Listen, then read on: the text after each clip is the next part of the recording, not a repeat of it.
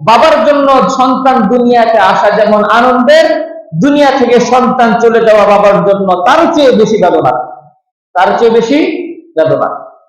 এই জন্য মুসলমানের জন্য রবিউল আউয়াল মাস একদিক থেকে খুশির মাস, আরেক দিক থেকে বেদনার মাস। এই খুশি আর বেদনা এই দুইটার চক্করে পড়ে আমাদের সাধারণ মুসলমান গুলো দাগার করে যায়। কিভাবে? আমরা দেখবেন আমাদের সমাজে এই রবিউল আউয়াল মাস আসলেই দুইটা শব্দ খুব বেশি বেশি শুনতে পাই। একটা হলো মিলাদুন নবী আর একটা হলো সিরাতুন নবী। শুনি কিনা এগুলো?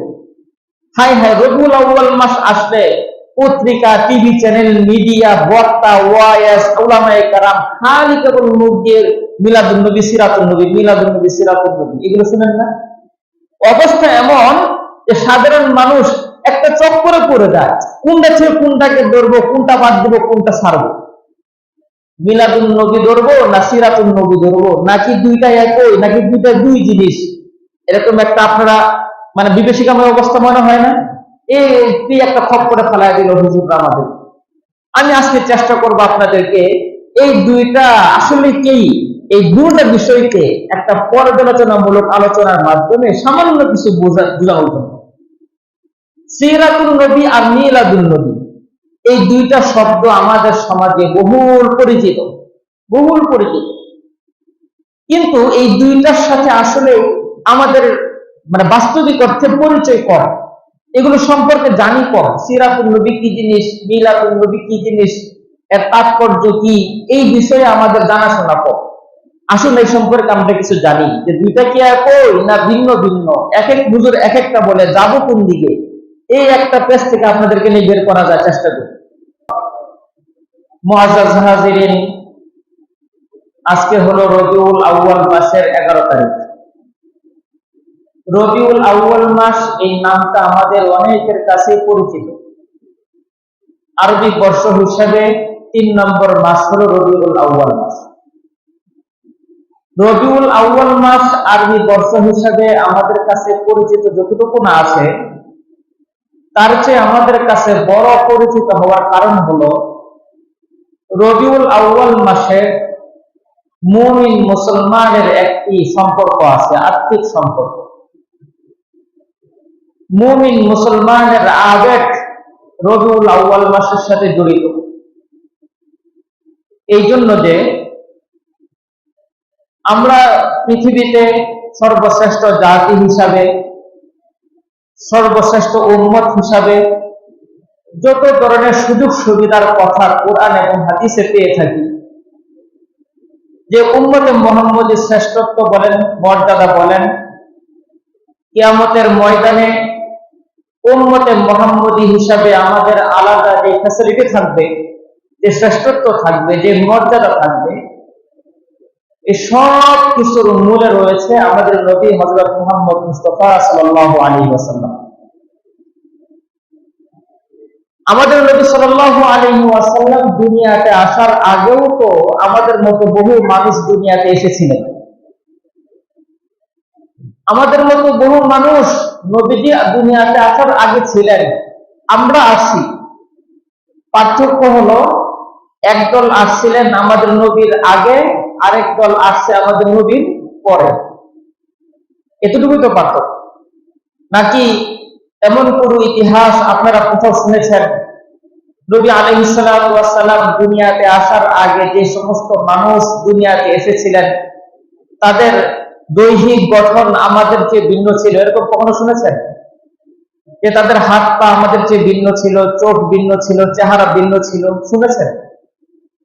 হ্যাঁ, এতটুকু শোনা যায় একটা সময় মানুষের দৈহিক গড়ন অনেক বড় ছিল, অনেক উঁচু ছিল, লম্বা ছিল, স্বাস্থ্যবান ছিল, কিন্তু আকৃতি আমাদের মতোই ছিল। একদল এসেছিল আমাদের নবীর আগে দুনিয়াতে, আরেক দল মানুষ এসেছে আমাদের নবীর আগমনের পরে। শুধুমাত্র আমাদের নবীর আগে আসা আর পরে আসায় এই একটা বিষয়ই মানুষের মর্যাদার মাপকাঠির ক্ষেত্রে অনেক পার্থক্য করে দিয়েছে।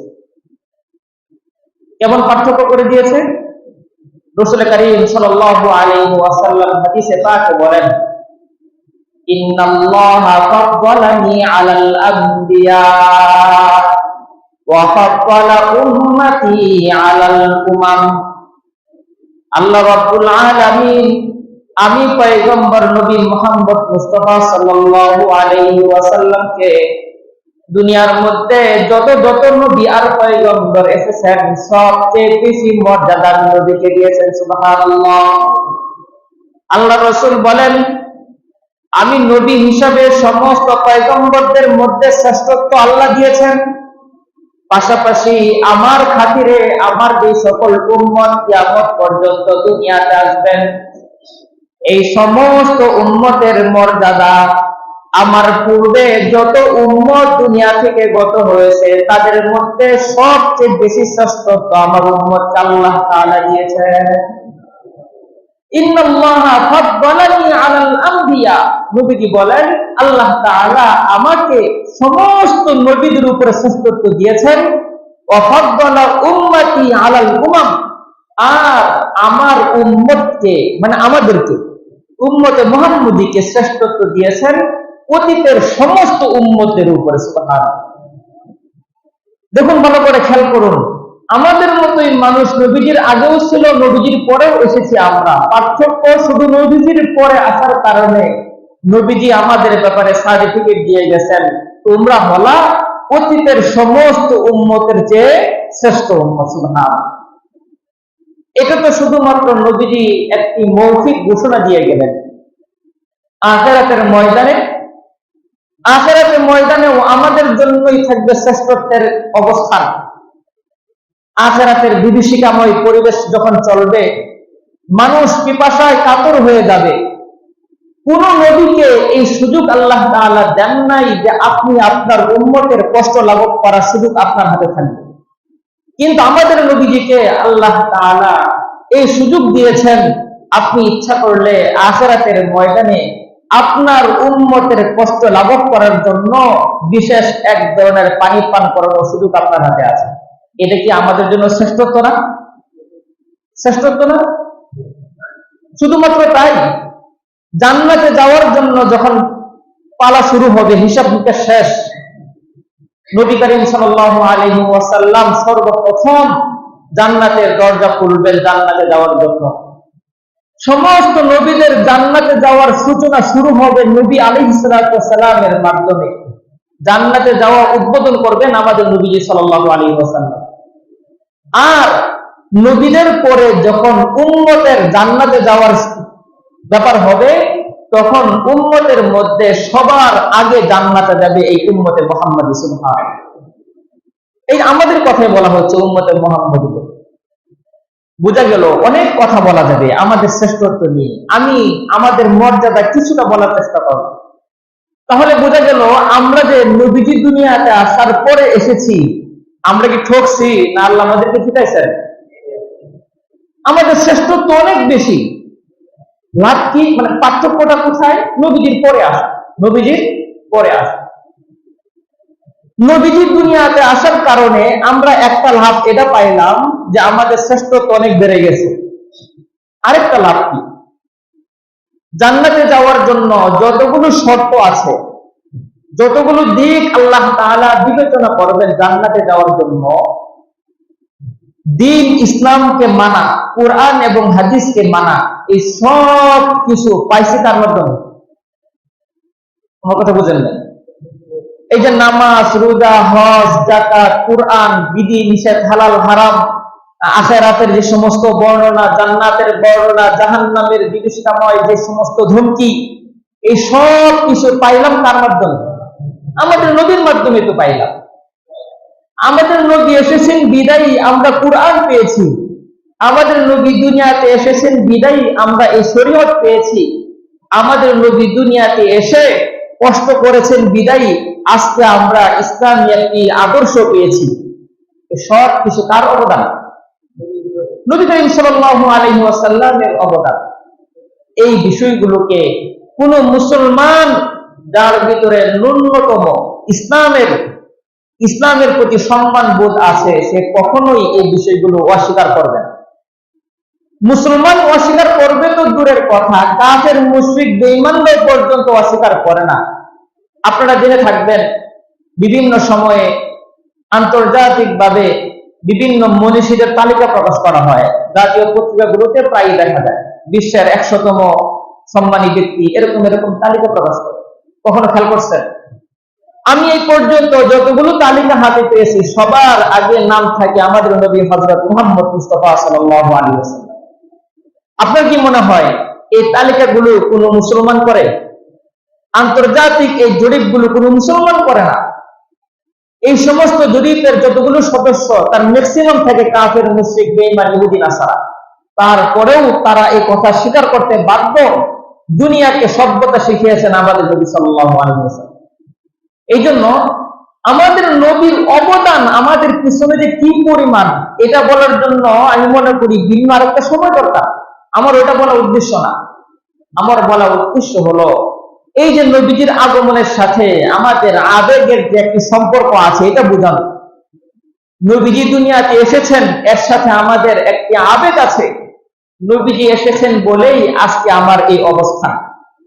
এই জন্য রবিউল আউয়াল মাসের সাথে আমাদের একটি সম্পর্ক এই কারণে যে রবিউল আউয়াল মাস হলো একদিক থেকে মুসলমানের জন্য আনন্দের মাস, আরেক দিক থেকে রবিউল আউয়াল মাস মুসলমানের জন্য শোকের মাস।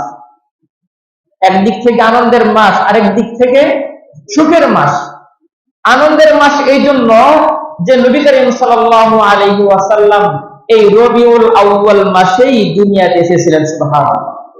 সুখের মাস এই জন্য যে এই রবিউল আউয়াল মাসেই আমাদের প্রিয় নবী এই দুনিয়া থেকে চিরবিদায় নিয়ে চলে গেছে।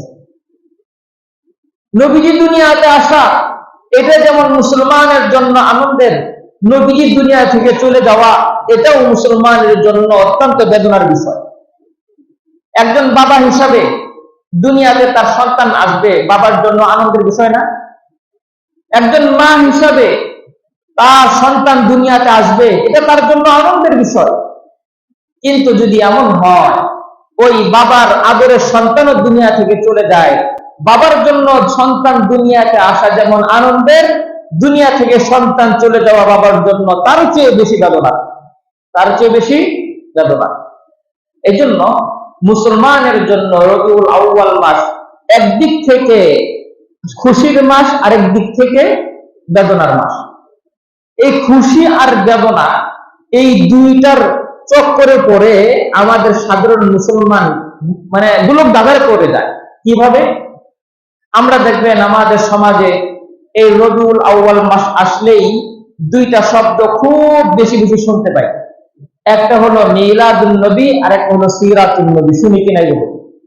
হাই হাই, রবিউল আউয়াল মাস আসলে পত্রিকা, টিভি চ্যানেল, মিডিয়া, বক্তা, ওয়াইজ, উলামায়ে কেরাম খালি কেবল মুখ দিয়ে মিলাদুন নবী, সিরাতুন নবী, মিলাদুন নবী, সিরাতুন নবী, এগুলো শুনেন না? অবস্থা এমন যে সাধারণ মানুষ একটা চক্করে পড়ে যায়, কোনটা ছেড়ে কোনটাকে ধরবো, কোনটা বাদ দেবো, কোনটা ছাড়বো। মিলাদুন নবী ধরবো না সিরাতুন নবী ধরবো, নাকি দুইটা একই, নাকি দুইটা দুই জিনিস, এরকম একটা আপনারা বিভীষিকাময় অবস্থা মনে হয় না? এই একটা খপ করে ফেলায় দিল হুজুররা আমাদের। আমি আজকে চেষ্টা করব আপনাদেরকে এই দুইটা আসলে কি, এই দুইটা বিষয়কে একটা পর্যালোচনামূলক আলোচনার মাধ্যমে সামান্য কিছু বোঝানোর জন্য। সিরাতুন নবী আর মিলাদুন নবী এই দুইটা শব্দ আমাদের সমাজে বহুল পরিচিত, বহুল পরিচিত। কিন্তু এই দুইটার সাথে আসলে আমাদের বাস্তবিক অর্থে পরিচয় কম, এগুলো সম্পর্কে জানি কম। সিরাতুন নবী কি জিনিস, মিলাদুন নবী কি জিনিস, এর তাৎপর্য কি, এই বিষয়ে আমাদের জানাশোনা কম। আসলে এই সম্পর্কে আমরা কিছু জানি যে দুইটা কি একই না ভিন্ন ভিন্ন। এক এক হুজুর এক একটা বলে, যাবো কোন দিকে, এই একটা পেজ থেকে আপনাদেরকে নিয়ে বের করা যায়, চেষ্টা করি। প্রথমত আসল সিরাতুন নবী আরবি শব্দ, এর বাংলা তর্জমা হলো, সরল তর্জমা যদি বলি, নবী আলাইহিস সালাতু ওয়াস সালামের জীবন ও কর্ম, নবীজির জীবনী। সিরাতুন নবী তর্জমা কি? সরল তর্জমা, নবীজির জীবনী। আর মিলাদুন নবী এটাও আরবি শব্দ, এর অর্থ হলো নবীজির জন্ম। মিলাদুন নবী শব্দের অর্থ কি? নবীজির জন্ম। আর সিরাতুন নবী শব্দের অর্থ নবীজির জীবনী। এই দুইটার মধ্যে বাস্তবিক অর্থে কোনো বিরোধ নাই। এই জন্য যদি বলি নবীজির জীবনী, তো নবীজির জীবনী যদি বলি, কোন ব্যক্তির জীবনী তার জন্মকে বাদ দিয়া হয়? কথা বুঝেন নাই? যদি বলি নবীজির জীবনী, একজন ব্যক্তির জীবনী লেখা শুরু করলে তার জন্মকে বাদ দিয়ে লেখা যাবে? সুতরাং সিরাতের ভিতরে মিলাদ অটোমেটিকই আছে। সিরাতের ভিতরে মিলাদ অটোমেটিক আছে। বুঝতেছেন কিনা আপনারা?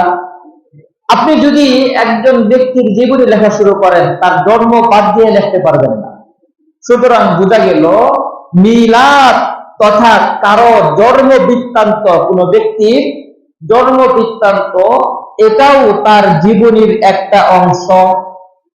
কোন ব্যক্তির জন্ম বৃত্তান্ত ওই ব্যক্তির জীবনের একটি অংশ, তাই না? কিন্তু আমাদের সমাজে এই দুইটা বিষয়কে উলামায়ে কেরাম বলবো না, এক শ্রেণীর মানুষ তাদের বুঝের কমতির কারণে আপনাদের সামনে এভাবে পেশ করে মনে হয় যেন দুইটা দুই জিনিস। আসলে দুইটা একই জিনিস।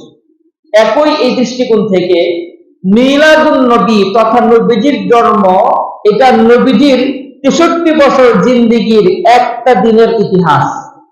নবীজির 63 বছর জিন্দেগির কয় দিনের ইতিহাস? কারণ নবীজি জন্মগ্রহণ করছেন কয়দিন? একদিন। নবীজির যেদিন জন্মগ্রহণ করেছেন ওই দিনের ঘটে যাওয়া ঘটনাগুলোকে বলা হবে নবীজির জন্ম বৃত্তান্ত। এটাকেই বলা হয় মিলাদুন নবী। আর এই একদিন সহ বাকি যারা 63 বছর রয়ে গেছে, এই পূর্ণাঙ্গটাকে বলা হবে সিরাতুন নবী। পুরোটাকে কি বলা হবে? সিরাতুন নবী। এখানে আমাদের জন্য যে বিষয়টা লক্ষণীয়, যে সিরাতুন নবী আর মিলাদুন নবী এই দুইটা একটা আরেকটার সাথে কোনো বিরোধ নাই। সিরাতুন নবী হলো পূর্ণ 63 বছরের বৃত্তান্ত, আর মিলাদুন নবী হলো নবীজির জন্মের একদিনের বৃত্তান্ত। বাকি আমাদের জন্য এই দুইটাকে নিয়ে করণীয় কি? নবী আলাইহিস সালামের পুরো জিন্দেগি উম্মতে মুহাম্মদের জন্য আদর্শ। নবী আলাইহিস সালামের পূর্ণ জিন্দেগি উম্মতে মুহাম্মদের জন্য কি? আদর্শ। কুরআনুল কারীমে আল্লাহ তাআলা ঘোষণা করে বলেন, লাকাদ কানা লাকুম ফি রাসূলিল্লাহি উসওয়াতুন হাসানাহ। ও মুসলমান, তোমাদের জন্য তোমাদের রাসূলের জিন্দেগিতে রয়েছে উত্তম আদর্শ। নবীজির জন্মের পর থেকে নিয়ে একদম মৃত্যু পর্যন্ত প্রতিটি মুহূর্ত আমার আপনার জন্য আদর্শ। নবীজি যখন বালেগ হন নাই, তখনও তার ভিতরে এমন এমন সিফাত, এমন এমন গুণ ছিল যেগুলো আমাদের জন্য আদর্শ। নবীজি বালেগ হয়েছেন কিন্তু নবুয়ত পান নাই, তখনকার বিষয়গুলো আমাদের জন্য আদর্শ। নবীজি নবুয়ত পেয়েছেন, মৃত্যুর আগ পর্যন্ত পুরো 23 বছরের জিন্দেগি উম্মতের জন্য আদর্শ। নবীজির পুরো 63 বছর আমাদের জন্য আদর্শ। নবীজি তখনও বালেগ হন নাই, নাবালেগ শিশু বাচ্চা, তখনও আমাদের জন্য আদর্শ। কিভাবে? একটি উদাহরণ, নবীজি যখন শিশু বাচ্চা, ছোট, বাইতুল্লাহ কাবা ঘর পুনরায় নির্মাণ করা হবে, সমস্ত কাফেররা বাইতুল্লাহ ওয়াক করতেছিল। ওয়াক করার সময় তাদের আকীদা বিশ্বাস ছিল, আমরা আমাদের এই পোশাক পরে কত ধরনের অপকর্ম করি, এই পোশাক পরে কত ধরনের খারাপ কাজ করি, এই পোশাক পরে পবিত্র ঘর বাইতুল্লাহর সামনে যাব, এটা হতে পারে না। এই জন্য তারা করত কি, তাদের এই পোশাকগুলোকে রেখে বিবস্ত্র হয়ে বাইতুল্লাহ ওয়াক করতে যাইতো। মানে তাদের আকীদা, এই পোশাক পরে কত খারাপ কাজ করি, এই পোশাক নিয়ে আবার বাইতুল্লাহর সামনে যাব। মানে তাদের বিশ্বাসটা কি ছিল? খুব স্বচ্ছ ছিল। কাফেররা করতো কি, তাদের পরিধীয় বস্ত্রগুলো খুলে খালি গায়ে যাইতো বাইতুল্লাহ ওয়াক করতে। কিন্তু আমাদের নবী সাল্লাল্লাহু আলাইহি ওয়াসাল্লাম কখনো কাপড় খোলা যাবে না, অথচ তার বয়স কত? শিশু, এখনো বালেগ হন নাই। বালেগ বলতে বুঝেন তো, 12 বছরও হয় নাই, শিশু বাচ্চা। সবাই তাকে বলতেছে কাপড় খোলো, বাইতুল্লাহ ওয়াক করি। নবীজি বললেন, আমার দ্বারা কাপড় খোলা সম্ভব না, সফর খোলা সম্ভব না। যখন কাফেররা জোর করে নবীজির কাপড়ের মধ্যে হাত দিল, তো নবীজি সাথে সাথে জ্ঞান হারিয়ে অজ্ঞান হয়ে গেলেন। সুবহান। এটা কি আমাদের জন্য আদর্শ না? নবীজি ছোট অবস্থায় যদি তার সতরের এতটুকু হেফাজত করেন, আমাদের জন্য এটা আদর্শ যে আমরাও আমাদের সতরগুলোকে হেফাজত করব। এই যে নবীজির থেকে এই আদর্শটা পাইলাম, কত বছরের আদর্শ এটা? যখন নবীজি শিশু তখনকার আদর্শ। এখানে একটি কথা না বললেই না, মনে কিছু নিবেন না। যারা যুবক ভাই আছেন, বিশেষ করে আপনাদেরকে বলছি, এবং পাশাপাশি যারা যুবকদের বাবা আছেন আপনাদেরকেও বলছি, এই নবীজির এই আদর্শ আজকে আমাদের সমাজে বুলন্ডিত হচ্ছে। আমাদের সমাজে ফ্যাশনের নাম করে ছোট ছোট প্যান্ট পরে ছেলেরা, ফ্যাশন, আবার বলে গরম লাগে। এতটাই বেহায়াপনা, নির্লজ্জ যে একটি বুঝমান ছেলে তার বাবার সামনে, তার মায়ের সামনে কিভাবে হাঁটুর উপরে কাপড় পরে যায় আমার আকলে ধরে না। অথচ নবীজির আদর্শ কি ছিল? যখন ছোট, আমাদের সমাজে এই ছোট বয়সের ছেলে মেয়েরা অনেক সময় কাপড় ছাড়াই গোসল করতে যায়, নবীজি তখনও কাপড় খুলেন নাই। আর আমরা বালেগ হয়ে গেছে, কর্মজীবনে নেমে গেছে, তারপরেও গরম লাগে এই অজুহাত দিয়ে ছোট ছোট 3/4 না, আরো কম হাঁটু দেখা যায়, এই পরিমাণ পোশাক পরে পরে রাস্তাঘাটে বের হয়ে আসেন এমন মানুষ। মনে কিছু নেবেন না, নবীজির আদর্শের পরিপন্থী কাজ এটা। এটা আমাদের দ্বারা কখনোই কাম্য না। এই জন্য যারা কখনো এই ধরনের কাজ করেছি, আল্লাহর কাছে ইস্তেগফার করি এবং নিয়ত করি আর করবো না ইনশাআল্লাহ। তাহলে নবীজির একদম শিশুকালের একটি আদর্শ আমরা পাইলাম। আরেকটু উপরে আসেন, বয়স যখন আরেকটু বেশি হয়েছে, তখন নবীজির আদর্শ কি ছিল? নবীজির আদর্শ ছিল, তখনও নবীজি নবুয়ত পান নাই। বাইতুল্লাহ নির্মাণ করার জন্য কাফেররা চাঁদা তুললো। কাফেররা কি করছে? চাঁদা তুলছে, বাইতুল্লাহ নির্মাণ করবে। চাঁদা তোলার ক্ষেত্রে এই কাফেররা করলো কি? তাদের হালাল ইনকামটা বাইতুল্লাহ নির্মাণের জন্য দিয়েছে। যাই হোক, সেদিকে আমি যাচ্ছি না। বাইতুল্লাহ নির্মাণ করলো, করার সময় বাইতুল্লাহর একটি গুরুত্বপূর্ণ সম্মানিত অংশ হলো হাজরে আসওয়াদ। হাজরে আসওয়াদ, আপনারা যারা হজে গিয়েছেন, আমরা যারা যাইতে পারি নাই, আল্লাহ তাআলা আমাদেরকে সকলে বলে আমিন। হাজরে আসওয়াদ সবাই চেষ্টা করে এখানে একটু ধরার জন্য, চুমু দেওয়ার জন্য, ছোঁয়ার জন্য। এই হাজরে আসওয়াদ যখন বাইতুল্লাহ স্থাপন করতে হবে, তখন কাফেরদের মধ্যে মতানৈক্য। এক গোত্র বলে এই পাথরটা আমি লাগাবো, আমাদের গোত্রের লোক লাগাবে। আরেক গোত্র বলে আমরা লাগাবো। একটা হাঙ্গামা তৈরি হয়েছে, সমাধান করতে হবে। মারামারি পর্যায়ে সমাধান কে করবে? লম্বা ইতিহাস। এই গুরু দায়িত্ব এসে পড়লো আমাদের নবী হযরত মুহাম্মদ মুস্তাফা সাল্লাল্লাহু আলাইহি ওয়াসাল্লাম। নবীজি সমাধান করলেন কিভাবে? একটি চাদর বিছিয়ে নিজের হাতেই ওই হাজরে আসওয়াদটাকে নিয়ে চাদরে রাখলেন। সকল গোত্রের লোকদেরকে বললেন, সবাই মিলে কাপড় ধরো, সবাই নিয়ে যাও বাইতুল্লাহর কাছে। সবাই মিলে বাইতুল্লাহর কাছে নিয়ে গেল, সবাই মিলেই পাথরটা স্থাপন করলো।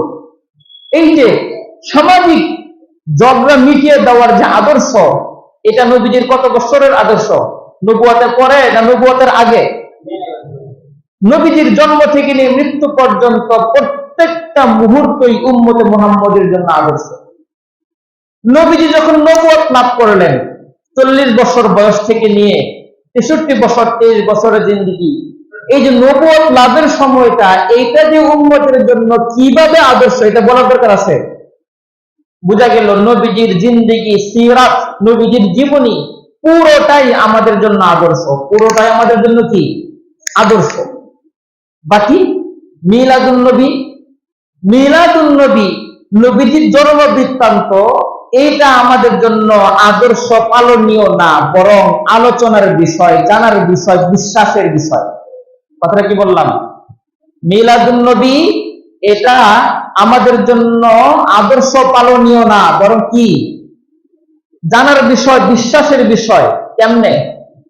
নবী আলাইহিস সালাতু ওয়াস সালাম যখন দুনিয়াতে এসেছেন, তখন অনেক অলৌকিক বিষয় সংঘটিত হয়েছিল। যেমন উদাহরণস্বরূপ, নবীজি যখন দুনিয়াতে আসেন, তখন তিনি মায়ের গর্ভ থেকে খৎনাকৃত অবস্থায় দুনিয়াতে এসেছেন। এটা একটা কুদরতি বিষয় কিনা? কুদরতি বিষয় কিনা? এটা আমাদের জন্য বিশ্বাসের বিষয়। এই যে নবীজি দুনিয়াতে খৎনাকৃত অবস্থায় আসছেন, এটা কি নবীজির জন্মের বৃত্তান্ত না? এটাকেই বলা হয় মিলাদুন নবী। এটাকে কি বলে? কিন্তু যদি কেউ বলে যে মিলাদুন নবী আমার জন্য আদর্শ পালনীয়, আমিও মায়ের গর্ভ থেকে খতনাকৃত অবস্থায় জন্মগ্রহণ করব, সম্ভব? মায়ের গর্ভ থেকে দুনিয়াতে কয়বার আসে মানুষ? আমরা তো একবার চলে আসছি, আরেকবার দ্বিতীয়বার আসার সুযোগ আছে? তাহলে নবীজির এই মিলাদুন নবী, নবীজির জন্মের একটা অবস্থা হলো তিনি খতনাকৃত অবস্থায় দুনিয়াতে এসেছেন। এটা কে কে বাস্তবায়ন করতে পারবে? আমার তো দেখি না কাউ। সুতরাং নবীজির মিলাদ এটা উম্মতের জন্য আদর্শ পালনীয় না, বরং এটা কি করতে হবে? আমাদের বিশ্বাস করতে হবে। নবীজি যখন দুনিয়াতে এসেছেন তখন তার নার কাটা অবস্থায় ছিল, এটা আমাদের জন্য বিশ্বাস করতে হবে। কিন্তু এটাকে পালন করার মধ্যে কোনো বিষয় যে আমি যখন দুনিয়াতে আসবো নার কাটা অবস্থায় থাকবে, সম্ভব? এটা মিলাদুন নবী। কিন্তু এটা নবীজির জন্ম বৃত্তান্ত আমাদের জন্য করণীয় কি? বিশ্বাস করা। কি করা? বিশ্বাস করা। নবীজি যখন দুনিয়াতে এসেছেন তখন পারস্যের অগ্নি পূজকদের একটি অগ্নিকুণ্ড ছিল, 1000 বছর যাবৎ এই আগুনকে কেউ নিভাইতে পারতেছিল না। কত বছর? 1000 বছর। অগ্নি পূজকরা মনে করতো হায় হায়, এই আগুন এতকাল বছর হলো নিবে না, এটাই মনে হয় প্রভু। তারা ওই আগুনকে পূজা করত, অগ্নি পূজক। নবীজি যখন দুনিয়াতে আসছে সাথে সাথে এই 1000 বছর যাবৎ প্রজ্বলিত আগুন অটোমেটিক নিভে গেছে। সুবহানাল্লাহ। এটা নবীজির জন্ম বৃত্তান্ত, মিলাদুন নবী না? এটা আমাদের জন্য বিশ্বাসের বিষয়। কিন্তু এটা কি পালন করা সম্ভব যে আমার ছেলে যখন দুনিয়াতে আসবে কোন মন্দিরের মূর্তিগুলো পড়ে যাবে? নবীজি যখন দুনিয়াতে আসছেন মক্কায় যতগুলো মূর্তি ছিল সমস্ত মূর্তিগুলো অটোমেটিক ভেঙে পড়ে গেছে, কেমন যেন সেজদায় অবনত হয়েছে। এটা নবীজির জন্ম বৃত্তান্ত তথা মিলাদুন নবী। এটা আমাদের জন্য বিশ্বাসের বিষয়, কিন্তু পালন করা সম্ভব। নবীজি যখন দুনিয়াতে আসেন নবীজির মা আমেনা বলেন আমার সামনে এমন একটি নূর চমকাইলো যে নূরের কারণে আমি ওই রুম সম্রাটের বড় বড় ভবনগুলো চোখের মধ্যে স্পষ্টভাবে ফুটে উঠেছে, আমি দেখেছি। এটা নবীজির জন্ম বৃত্তান্ত তথা মিলাদুন নবী। পালন করা সম্ভব, কিন্তু কি করা সম্ভব? বিশ্বাস করতে হবে। কি করতে হবে? এই জন্য মোহতারাম হাজিরিন, মিলাদুন নবী, নবীর জন্ম অস্বীকার করা যাবে না, অস্বীকার করার সুযোগও নাই। কি করতে হবে? বিশ্বাস করতে হবে, কিন্তু পালন করা সম্ভব না। বরং পালন করতে হবে কি? সিরাতুন নবী। নবীজির জীবনী আমাদের জন্য পালন করার বিষয়। নবীজির জন্ম এটা আমাদের জন্য পালন করার বিষয় না। নবীজির জীবনী তথা সিরাতুন নবী আমাদের জন্য আদর্শ। নবীজির জন্ম তথা নবীজির মিলাদ, মিলাদুন নবী আমাদের জন্য আদর্শ না। দুইটার ভিতরে কি পার্থক্য বুঝতেছেন? আমাদের ভিতরে দেখবেন কিছু কিছু ভাই আছে না বুঝার কারণে দুইটাকে এমন ভাবে উপস্থাপন করে কেমন যেন একটার সাথে আরেকটা খুব সাংঘর্ষিক। আসলে কোনো সাংঘর্ষিক না। মিলাদুন নবী নবীজির জীবন ইতিহাসের একদিনের ইতিহাস, আর নবীজির জীবনীর সিরাত হলো পুরো জিন্দেগির ইতিহাস। এই জন্য একটার সাথে আরেকটা সাংঘর্ষিক কোনো অবস্থা নেই, বরং উভয়টাই আমাদের কাছে মহাব্বতের বিষয়। নবীজি দুনিয়াতে এসেছেন আনন্দের বিষয়, নবীজি দুনিয়াতে এসেছেন অলৌকিক অনেকগুলো বিষয় সংঘটিত হয়েছে।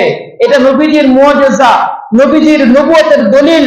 এটা আমাদের জন্য বিশ্বাসের বিষয়, ইয়াকিনের বিষয়, পালনের বিষয় না। বরং নবীজি দুনিয়াতে আসার পর থেকে মৃত্যু পর্যন্ত তার জীবন আচার, তিনি যেভাবে জীবনকে পরিচালনা করেছেন সেগুলো আমাদের জন্য আদর্শ। এই জন্য মেহরবানি করে ডান দিক থেকে মসজিদের ডান বাক্সগুলো চালু করে দিন।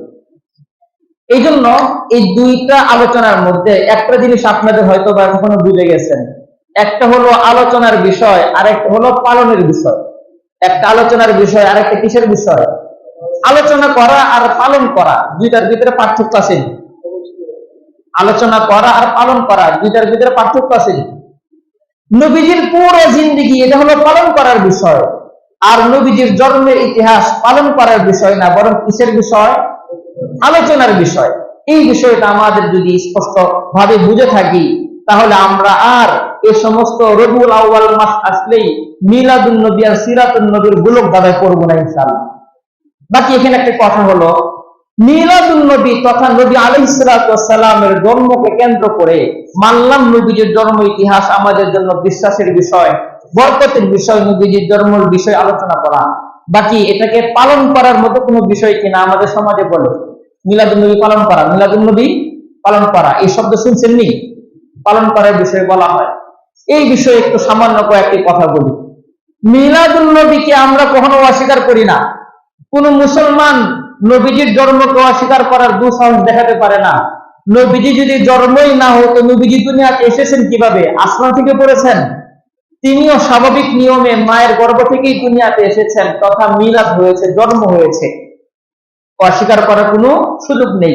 বাকি এখানে আমাদের সমাজে যে বিষয়টা খুব বেশি বাড়াবাড়ি, সেটা হলো এই বিষয়টাকে কেন্দ্র করে আমাদের সমাজে অনেক কর্মকাণ্ড এমন চলমান আছে যেগুলোর সাথে ইসলামের কোনো সম্পর্ক নেই। তার মধ্যে একটি হলো আমাদের সমাজে বলা হয়, দেখবেন, ঈদে মিলাদুন্নবী। ঈদে মিলাদুন্নবী। ও ভাই, মিলাদুন্নবী কুরআন এবং হাদিস দ্বারা প্রমাণিত, কিন্তু ঈদে মিলাদুন্নবী এটা পেলাম কোথায়? এটা পেলাম কোথায়? নবী আলাইহিস সালাতু ওয়াস সালামের একাধিক হাদিসের মধ্যে এটা প্রমাণিত যে নবীজি এটা বলে গিয়েছেন যে সমাজের মধ্যে ইসলামের নির্দেশিত ঈদ দুইটা। কয়টা? আমি এখানে আপনাদের জন্য হাদিস লিখে নিয়ে এসেছি। বুখারী শরীফ থেকে একটি হাদিস নিয়ে এসেছি, আবু দাউদ থেকে দুইটা হাদিস নিয়ে এসেছি। এই দুইটা হাদিসের মধ্যে এই বিষয়টা স্পষ্ট যে ঈদ হলো দুইটা। কয়টা? একটা হাদিস আগে আপনাদেরকে শোনাই। নবী করিম সাল্লাল্লাহু আলাইহি ওয়াসাল্লাম যখন মক্কা থেকে হিজরত করে মদিনায় গেলেন, যে দেখলেন ওই এলাকার মানুষ বছরের দুইটা দিন আনন্দ উৎসব করে। বছরের 2 দিন কি করে? আনন্দ উৎসব করে। নবীজি তাদেরকে জিজ্ঞাসা করলেন, মা হাযানি ইয়াওমান, আরে এই 2টা দিন কি, তোমরা এই 2 দিন আনন্দ করো? তখন তারা বলল, কুন্না নালআবু ফিল জাহিলিয়াত, আমরা এই 2 দিন অনেক অনেক আগে থেকেই, মূর্খতার জমানা থেকে, জাহিলি যুগ থেকে আনন্দ করতাম, এই জন্য করি। তখন নবীজি জবাব করলেন,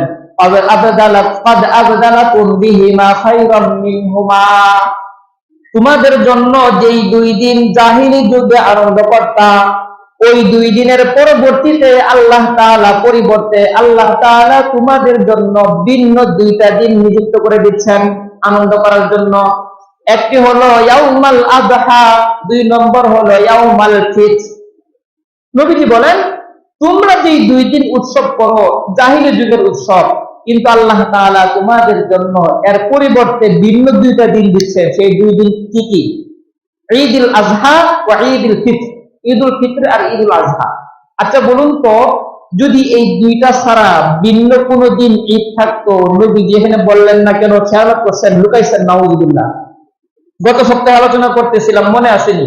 আমি এমন কাজ করতেছি কেমন যেন নবীকে অপবাদ দিচ্ছি, যে নবীকে যাই নাও বলেন নাই। নাউযুবিল্লাহ। বিষয়টা এরকম হয়ে গেল না?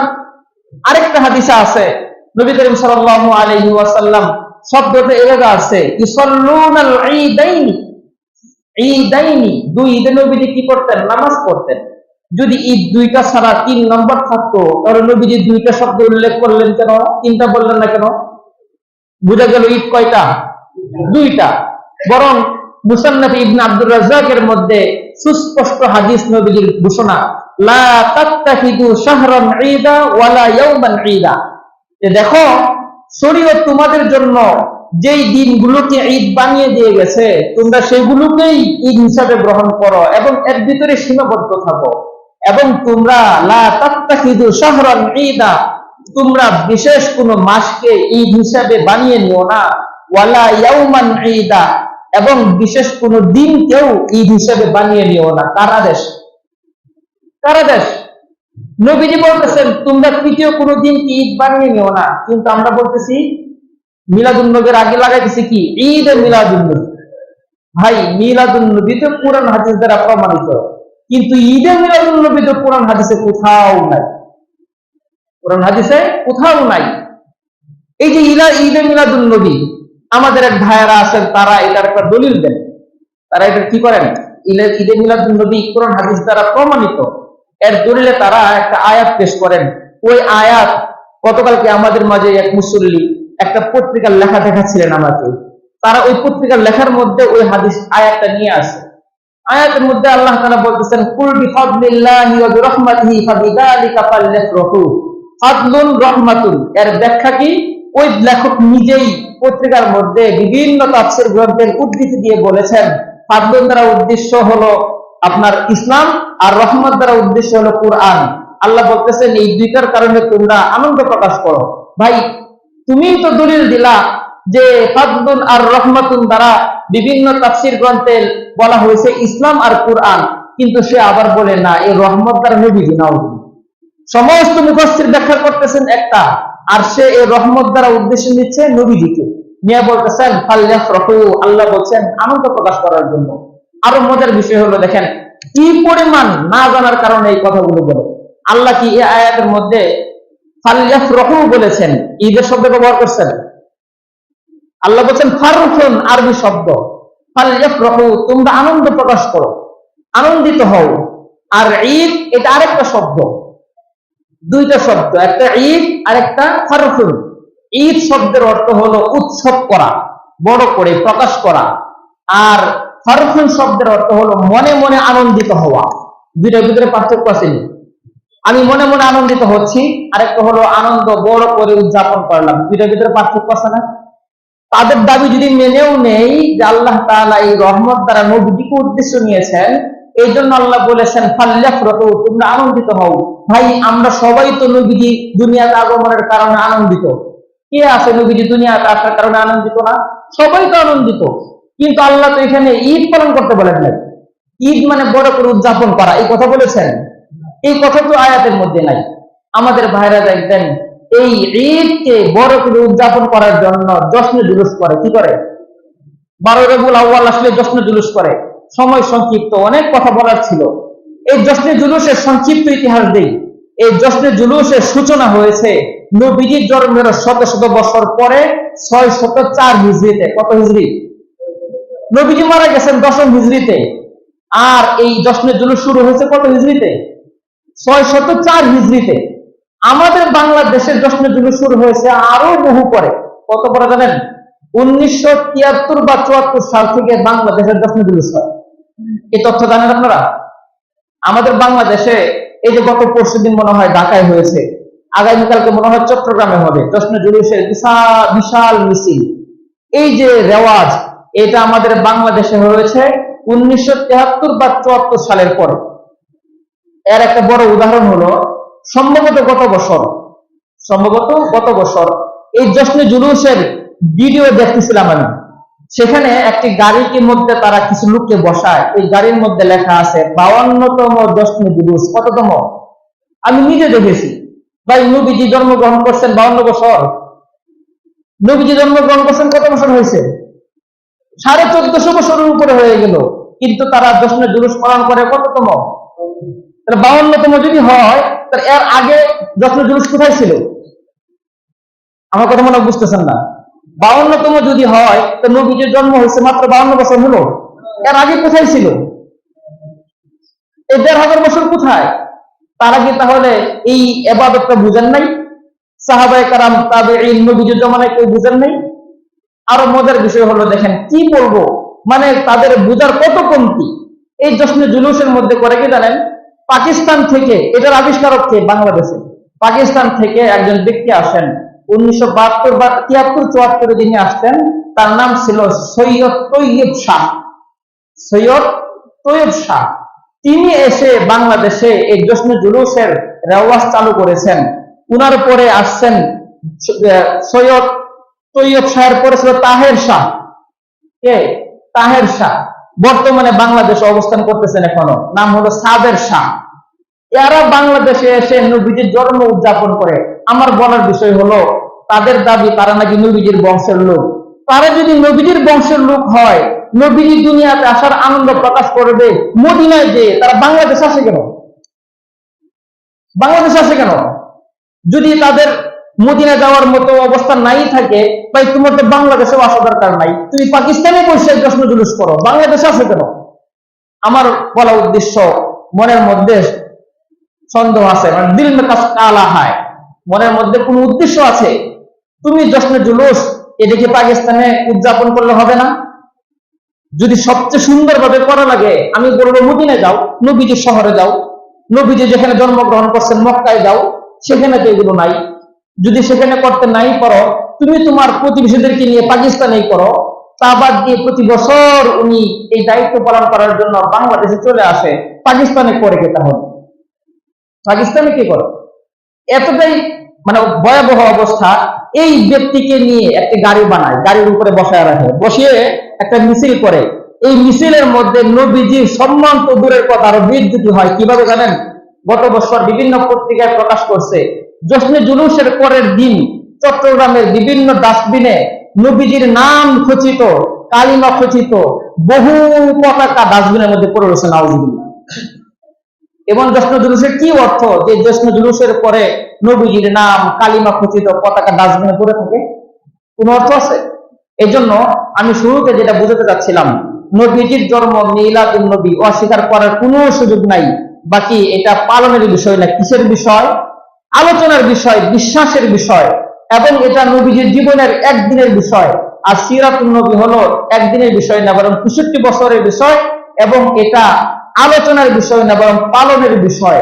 কোন ব্যক্তি যদি নবীজির আদর্শকে নিজের জীবনে বাস্তবায়ন না করে, পালন না করে, কিয়ামতের দিন তার জবাবদিহিতা করতে হবে।